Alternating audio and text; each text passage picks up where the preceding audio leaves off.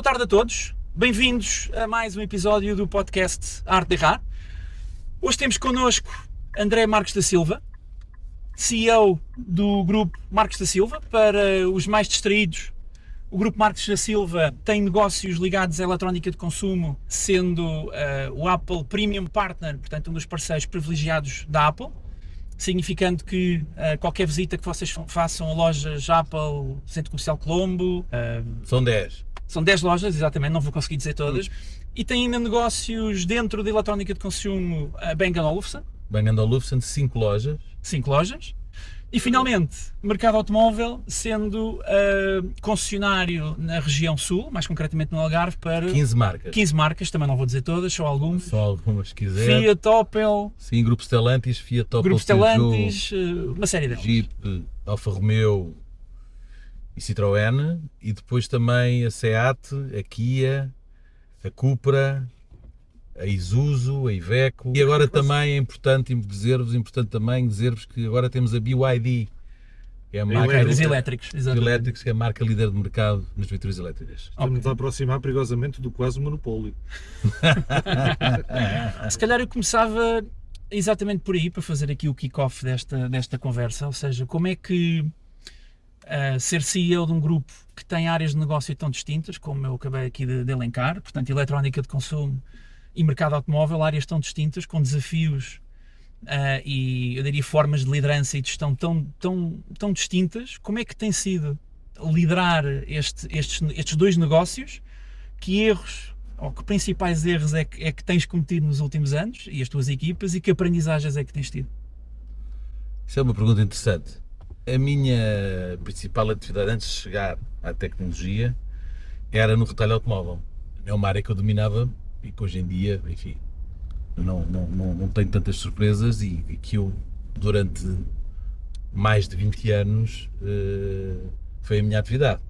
A história da tecnologia aparece em 2011 e, portanto, houve, obviamente, um período de adaptação, digamos assim, porque são áreas completamente diferentes e, na altura, quando pensámos abrir a primeira loja, houve uma coisa que para mim pareceu-me que era fundamental. Falámos na altura, nós não vamos abrir nada sem ter uma pessoa especialista desta área. E assim foi, contratámos o João Nogueira, que é o nosso diretor-geral, ainda hoje, e portanto, pelos vistos, acertámos. E eu acho que isso é fundamental quando se faz um approach, não só em diversificar atividades, mas também quando temos uma marca nova. É importante ter uma pessoa que pense essa marca 100%. Os erros que fomos fazendo alguns erros, nomeadamente avançar com negócios que às vezes depois não funcionam tão bem, porque não tínhamos as pessoas certas para o negócio. E isso é fundamental. Nós não podemos querer, e eu, na posição de CEO, não posso querer saber tudo. Eu tenho que ser o líder, sim, das pessoas, mas e aquele que reúne as pessoas para caminhar para um objetivo, sim, aponta a visão e estratégia, tudo bem. Mas depois tem que ter especialistas por marca, neste caso especialista de negócio. Foi assim que aconteceu com a Apple. Temos também uma pessoa que entrou para o negócio da Bang & Olufsen, quando ficámos com a Bang & Olufsen, por acaso vinha de outra área de negócio, e a aprendizagem foi um bocadinho mais lenta. Demorámos algum tempo até percebermos a marca, perceber os seus valores da marca e como é que se faz o negócio. Achas que, por exemplo, as credenciais e o histórico que tinhas na parte de automóvel acabou por ser um handicap ou um benefício para esse alargamento? Porque há bocado estavas a dizer que também trouxeste pessoas que também percebiam do negócio, mas foi essa junção que acabou por funcionar bem? Eu não tenho ninguém da área automóvel que tivesse passado para a tecnologia, são negócios completamente diferentes. Contratei pessoas específicas. Agora, a minha experiência no retalho automóvel ajuda muito, porque no fundo o retalho ensina-nos, o retalho automóvel e trabalhar com marcas que são multinacionais, ensina-nos muito como lidar com essas marcas. Então a relação com os stakeholders. A relação com os stakeholders e a relação com as marcas é igual. É igual no sentido em que sabemos até onde é que podemos ir, qual é a nossa função e que tipo de relação é que devemos ter com as marcas. Isso Isso foi o negócio automóvel que me ensinou, não é? Essa aprendizagem. Depois, com multinacionais de outros setores, muda aquilo que se vende, se quiserem, para simplificar, mas a relação com multinacionais é toda muito igual. O Basic está lá, O digamos Basic assim. está lá. O Grupo Marcos da Silva é um grupo, portanto, familiar, um grupo que foi fundado pelo teu pai, Fundado pelo meu Há pai em muitos anos? 1980. em 1980, já... Ele trabalhava na Fiat em Lisboa e foi convidado a oferecer-lhe a possibilidade de abrir uma concessão da Fiat no Algarve. E ele foi para o Algarve morar e abriu o concessionário da Fiat em 1980, e desde aí o grupo foi crescendo em diferentes etapas, e hoje em dia é o maior grupo automóvel no Algarve. Imagino que tenha havido uma altura na fase, enfim, numa determinada fase da tua vida onde poderás ter questionado: sigo a área de Direito Sim, ou sigo os negócios de família? Que eu acho que toda a gente que tem negócios de família surge essa dúvida. Como é que queres contar-nos um bocadinho como é que se dá esse... naquela altura que, na minha altura de estudante, havia uma altura em que nós tínhamos de decidir áreas humanísticas Sim. ou matemáticas. Eu era péssima em matemática, portanto fui para humanísticas. E naquela altura eu não sabia muito bem para onde é que havia de ir. Fui para Direito por exclusão de pares, porque eu achei que o Direito abria mais portas do que ir para um curso de Relações Internacionais. E assim fui para Direito. Comecei o curso e a partir do segundo, terceiro ano percebi que não queria ser advogado. Queria a área comercial, queria negócios, não queria ser advogado. Mas como naquela altura também era difícil voltar para trás, era mais difícil voltar para trás do que andar para a frente, então resolvi continuar o curso para acabar o curso. Depois então fazer alguma coisa na área da gestão, que foi o que eu fiz, uma pós-graduação em gestão. Mas foram uns anos muito divertidos, se queres que eu diga, era um curso de 5 anos e eu demorei 7. Portanto, e quando É sinal que foi bom, não é? quando perguntam isto porque há tanto tempo, eu disse que estava-me a divertir imenso. Pois, exato. E se voltasses para trás, demorava ainda mais tempo.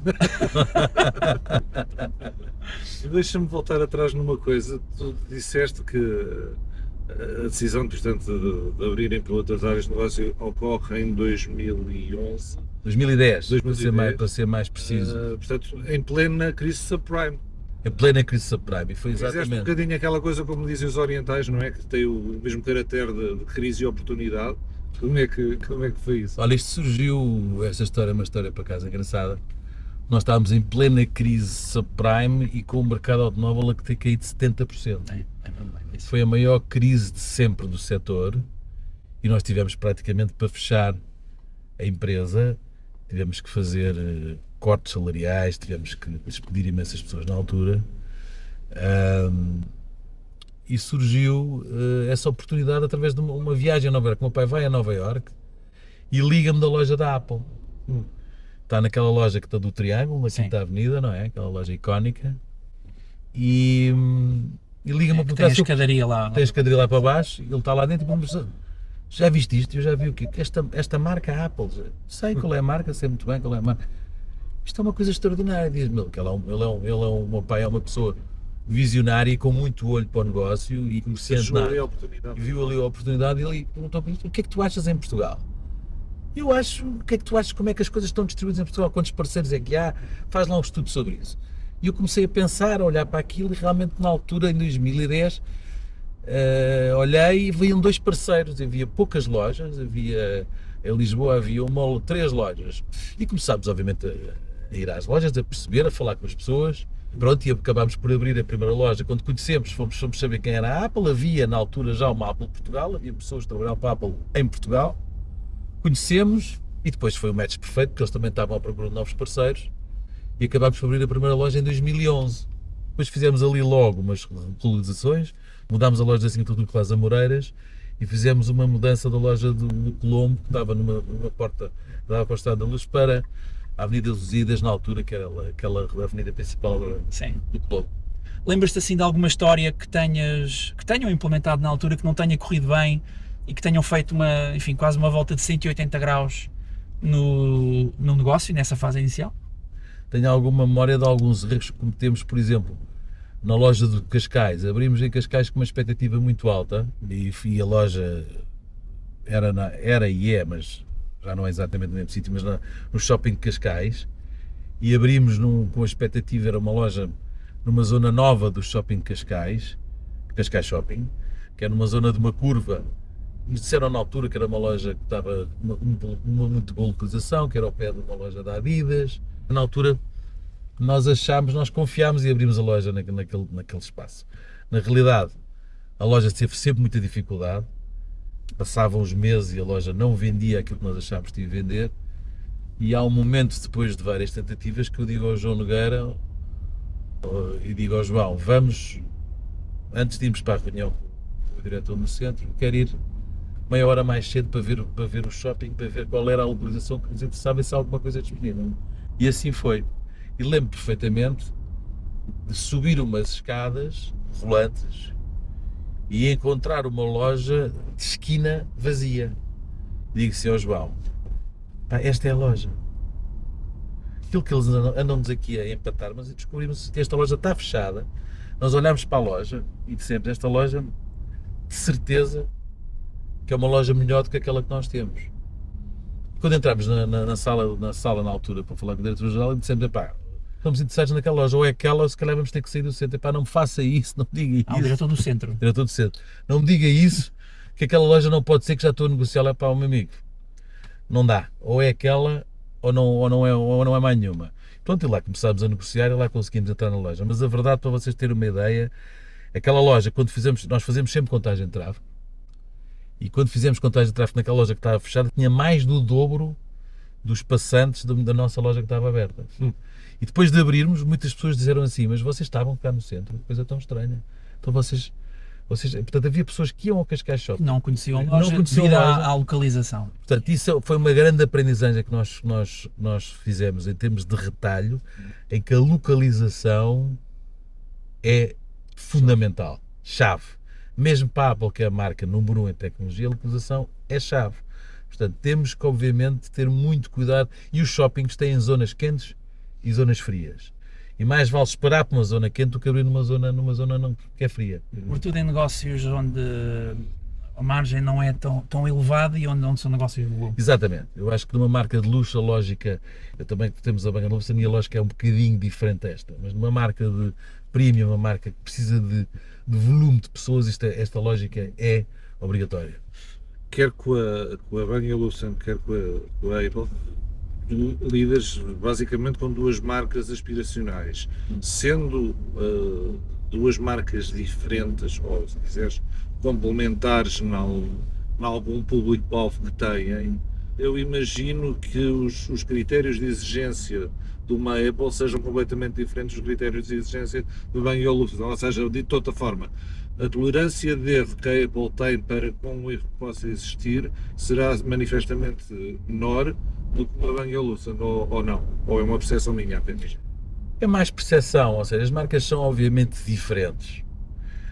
Estamos a falar de uma Apple, que é uma marca que é líder no mundo da tecnologia há mais de 10 anos, portanto, a maior empresa do mundo. E, portanto, a Bang & Olufsen é uma marca com 100 anos de história, é uma marca, não é premium, mas é uma marca de luxo, high-end em produtos de audiovisuais, em som e imagem, com uma política, digamos assim, não tão exigente como a Apple. É uma marca de nicho, que também aceita, faz uma coisa diferente da Apple. Quando que a Apple abre uma loja da Apple e tem que ser tudo na loja, desde o design da loja, à iluminação, ao posicionamento dos produtos, é tudo a pormenor. Na Bang & Olufsen, a marca tem alguns guidelines, obviamente, mas é mais aberta a algumas sugestões do parceiro, o que é interessante. Se forem à nova loja de Cascais, da Bang & Olufsen que nós abrimos agora, há um mês, nós temos um conceito que é quase único na Europa, porque é uma loja, aquilo era um showroom normal, uma loja normal, e tínhamos por baixo um pós-venda. O que é que fizemos? Partimos a loja toda diferente, ficámos com um showroom muito mais amplo, e por baixo fizemos um apartamento. O apartamento onde você consegue ter uma experiência 360 graus da Bang & Olufsen, a respirar como se estivesse num apartamento em casa das pessoas. Sobre o Steve Jobs, o rigor da Apple é interessantíssimo, porque o Steve Jobs era um esteta, não é? Consta que despedia pessoas no elevador? no elevator pitch, é o que consta. É o que consta, há várias histórias. Há uma história que se conta, que é a história da abertura da loja de Londres. Ele chegou lá e aquilo tem um elevador dentro da loja e aquilo não era em aço escovado como ele tinha pensado, aquilo estava aí, não sei que tipos de parafusos é que tinha.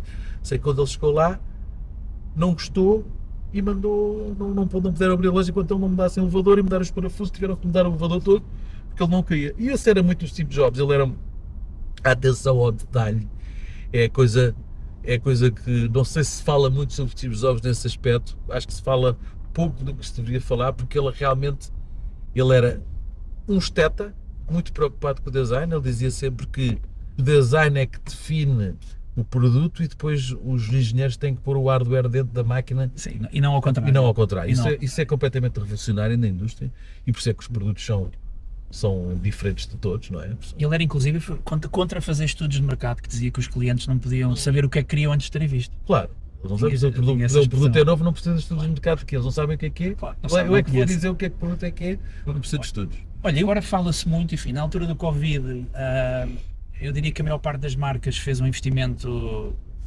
significativo, mandatório, porque estávamos todos trancados em casa naquilo que era o e-commerce.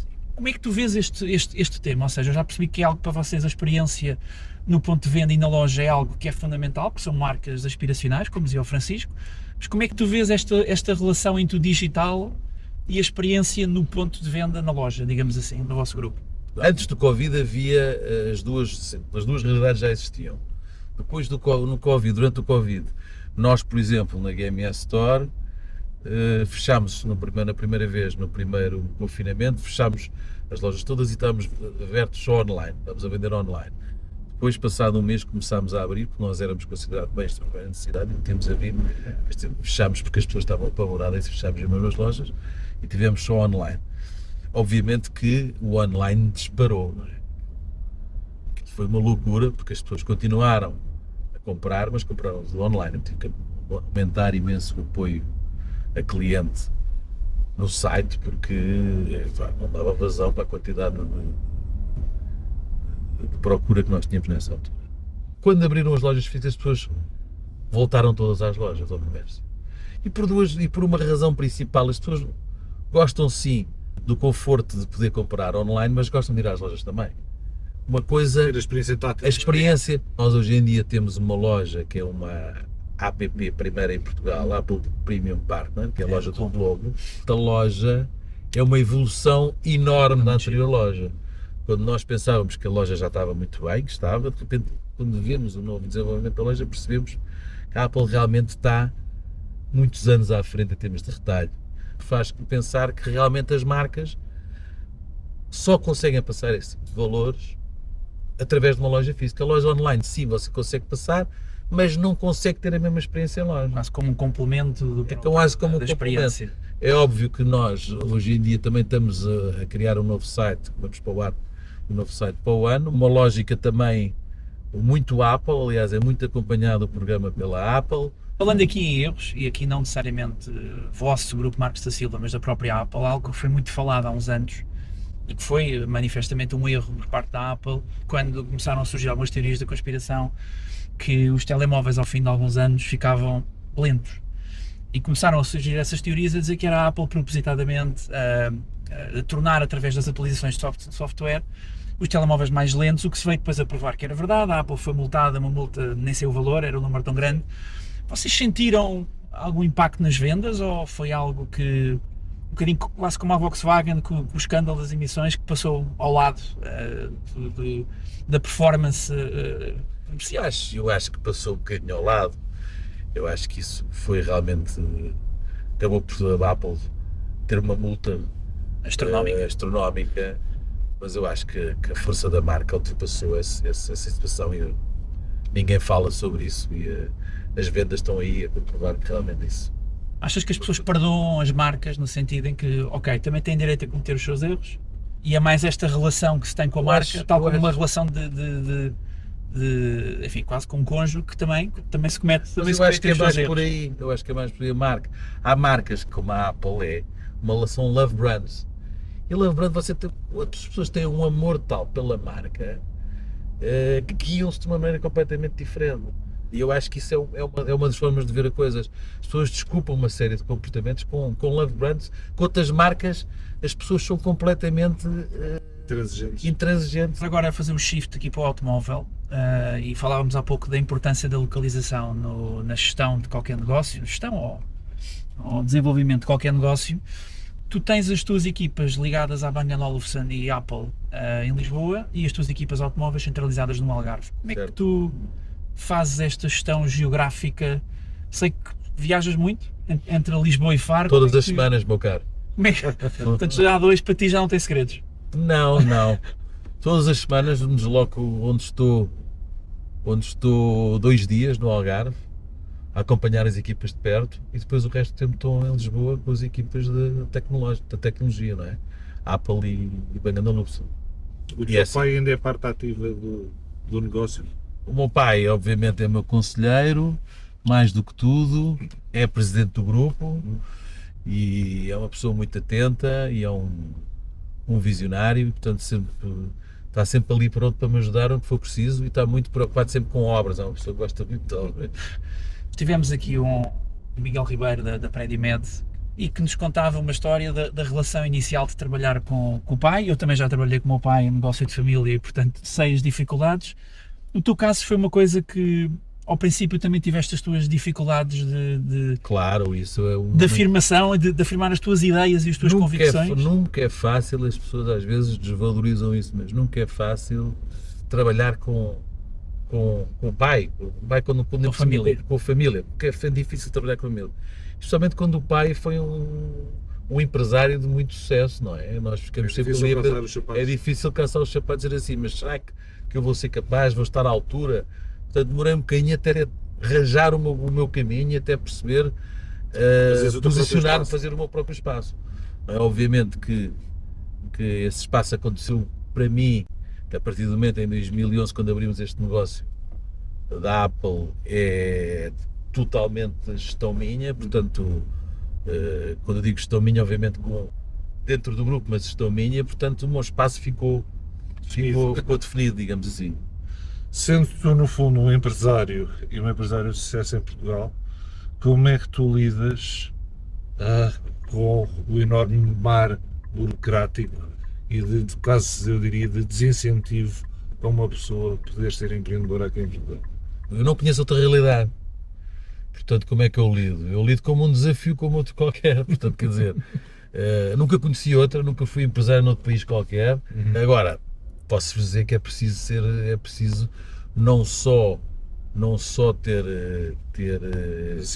resiliência, paciência, é preciso realmente querer muito uma coisa, porque quase que tudo é feito para que nós não consigamos abrir uma empresa em Portugal. É sempre muito difícil, já sem falar os impostos que se pagam em Portugal. Portanto, e achas que isso também é, em termos genéricos e em termos mais globais, é também causa da nossa falta de competitividade enquanto país e é o que nos mete sempre cá para baixo nos rankings e nas tabelas? Eu acho que sim, uma das razões é a dificuldade de abrir uma empresa, os impostos que pagamos torna tudo muito mais difícil se falarmos em termos globais. É por isso também que existem poucos empresários com uma visão de exportação em Portugal, não é? São poucas as empresas que nós conhecemos em Portugal que realmente têm uma pegada em vários países, não é? Enquanto que em Espanha vimos algumas empresas, ou muito mais empresas a nível global, desde a banca aos têxteis. Em Portugal nós não conseguimos. Outro dia li uma entrevista, já não sei de quem, um empresário conhecido, mas que dizia que era preciso ser maluco para ser empresário em Portugal. Maluco, dada a realidade fiscal e burocrática que se vivia em Portugal. Portanto, esse tipo de maluco. Até que ponto é que haverá, e certamente que há um peso significativo de desafios que o próprio Estado burocrático e fiscal nos coloca, mas simultaneamente também, não achas que haverá aqui também por parte de alguns empresários oportunidades do ponto de vista de parcerias com outras empresas para se alavancarem para outras geografias? Ou seja, se achas que é única e exclusivamente culpa do Estado que as empresas portuguesas não consigam crescer lá fora, ou achas que também há aqui oportunidades por parte destas empresas? Eu acho que existe também um bocadinho disso que estás a dizer, ou seja, nós não somos muito bons na associação, nem muito nas associações. Em Portugal não temos o hábito associativo, achamos sempre que sozinhos conseguimos fazer melhor e a realidade não é assim, quer dizer, eu acho que o meu pai costuma dizer uma coisa, eu prefiro ser sócio de uma empresa enorme, Claro. ter 5% de uma empresa de uma multinacional, por exemplo, do que ter 100% de uma microempresa. Nada, claro, uma microempresa. E, portanto, E a nossa realidade aqui em Portugal a nossa realidade. PMEs, não é? A nossa realidade é PMEs. Agora, existe, até na nossa área, existe a possibilidade de fazer fusões com outros parceiros e ficar sócio, se quiser, de uma empresa muito maior, não é? Existe essa possibilidade. E eu acho que passa muito também pelos empresários portugueses ter essa capacidade, essa visão de 360 graus sobre a própria economia, sobre o próprio negócio, sobre a sua própria empresa, de forma a que possamos crescer de outra maneira, não é? Achas que o caminho, e agora pegando um bocadinho nesta conversa de, eu diria, centralização de poderes ou efeito de escala que estamos a assistir numa série de mercados, e pegando aqui concretamente no automóvel, achas que é esse o futuro? Ou seja, ver aquilo que está a acontecer na distribuição automóvel, onde, por exemplo, aqui ao lado temos aquilo que era o grupo Entreposto, que hoje pertence ao grupo Carbi, a IJAP, Sim. o grupo Salvador Caetano, que ganha cada vez mais dimensão. Achas que o futuro é esse? O futuro é concentração, o futuro é escala. Não é possível hoje em dia na distribuição automóvel ter uma concessão de uma marca só. Tem que ser concessão, tem que ser várias marcas. E não só isso, tem que ser o volume mínimo de vendas para que, com margens muito pequenas que hoje em dia existe no setor automóvel, seja rentável. E isso é não mais do que o reflexo do que se passa nos próprios construtores. Os construtores juntaram-se. A última grande fusão é o Stellantis. Stellantis é a fusão Peugeot com o grupo Fiat. E, portanto, para ser um player no mercado mundial automóvel, claro que depois há exceções, a Tesla é uma exceção, não é? Mas a grande parte dos construtores estão juntos. Porquê? Porque construir um carro tem um preço, e se conseguimos baixar o número de plataformas para fazer vários carros e baixar o custo dos componentes, são vários, baixar o preço deles, isso é possível fazer com concentração automóvel. E, portanto, a distribuição é um reflexo disso, onde as margens são esmagadas e, portanto, se não tivermos volume, não é rentável. Portanto, é um negócio, digamos, o negócio automóvel é um negócio muito difícil a sofrer fortes mutações, digamos assim, e que está, obviamente, também a mudar pelo facto dos elétricos estarem a entrar muito forte hoje em dia e todos os construtores estarem obrigados, os europeus até 35, a construir só carros elétricos. Olha, e voltando aqui um bocadinho à parte familiar, falámos aqui um bocadinho há pouco do teu pai, da relação profissional, do próprio projeto e da própria empresa. Tu tens um filho? Tenho um filho, tenho dois. Tenho uma filha, que é como se fosse minha filha, mas é minha enteada. Como é que o estás a preparar para o futuro? Enquadrando aqui um bocadinho naquilo que é a realidade do país, do mundo, se quiseres, ou a Europa, como é que o estás a preparar e que erros é que não queres ou não gostavas que eles cometessem? Basicamente é em Portugal ou lá fora? Se a pergunta é Portugal ou lá fora, eu acho que na altura é lá fora. Principalmente para ganhar em mundo. Mais do que tudo. A única coisa que eu me preocupo com ele, tem 12 anos, ele está numa escola francesa, portanto a minha preocupação é que ele fale idiomas bem. Quanto mais idiomas, melhor. Se ele puder falar português naturalmente, espanhol bem, e quando eu digo bem é escrito, falado bem, que também não é difícil para os portugueses, inglês perfeito, francês perfeito, se tiver isto, já está muito bem. Porque isso abre todo um mundo. E, portanto, eu acho que isso é a obrigação de um pai responsável, é dar a possibilidade do filho falar línguas, que é para ele depois ter várias opções. A única coisa que me preocupa é que eles tenham várias opções profissionais. E eu acho que, se é em Portugal ou lá fora, o mais lógico é pelo menos ter uma experiência lá fora. Depois, se quiserem voltar para Portugal, tudo bem. Mas isso é uma opção. Essa é, entre aspas, a grande herança que as deixar aos... É a grande herança para que deixar eles. É a possibilidade de poderem Decidirem o seu próprio decidirem o seu destino. próprio destino, onde quer que seja. Gostavas que eles seguissem as tuas pegadas, digamos assim, do ponto de vista profissional? Eu gostava que eles fossem felizes em qualquer decisão que tomarem. Se forem trabalhar comigo, fantástico. Se não for, fantástico também. Nós terminamos sempre com a mesma pergunta, que é, olhando para a tua vida, principalmente olhando para trás, se houvesse algo na tua vida que tu pudesses mudar e tivesse a oportunidade de o fazer, o que é que mudavas? Olha, eu gostava de ter morado em Nova Iorque numa altura da minha vida e não morei. Acabei por estar em Londres, onde tive 1 ano e tal, onde preparei para depois entrar no retalho automóvel, mas gostava de ter estado nos Estados Unidos e não o fiz, e portanto hoje em dia é tarde, imagino. Porque tenho muita coisa para fazer aqui, mas é uma coisa que eu me arrependo. Veste a reformar-te tradicionalmente aos 66 anos e 7 meses? Não, de todo. De todo. Eu nesse aspecto também quero seguir o exemplo do meu pai, que tem 78 e continua ainda ativo. Achas que essa atividade... Esse é o segredo da longevidade. E perguntar É isso. continuarmos, estarmos, Não parar. pelo menos não parar. Se nós temos uma vida ativa durante muito tempo, no momento em que paramos, fica um vazio muito grande e envelhecemos muito depressa. Resta-nos agradecer mais uma vez ao André e dizer-vos para seguirem-nos nas nossas plataformas habituais. Rodrigo, sabes isso muito melhor do que eu. Facebook, portanto, Instagram, somos. LinkedIn, YouTube, sigam-nos, não custa nada, é gratuito e ficam sempre a par daquilo que serão e são as nossas últimas novidades. E Spotify e Apple Podcast. Spotify e Apple Podcast, Foi bem, esqueci-me de duas. Muito bem. Já agora. Todas as plataformas de podcast, estamos disponíveis em todas. André, muito obrigado mais uma vez. Nada, foi um prazer. Obrigado a vocês por nos terem visto e continuarem a ver. E Até breve. até breve.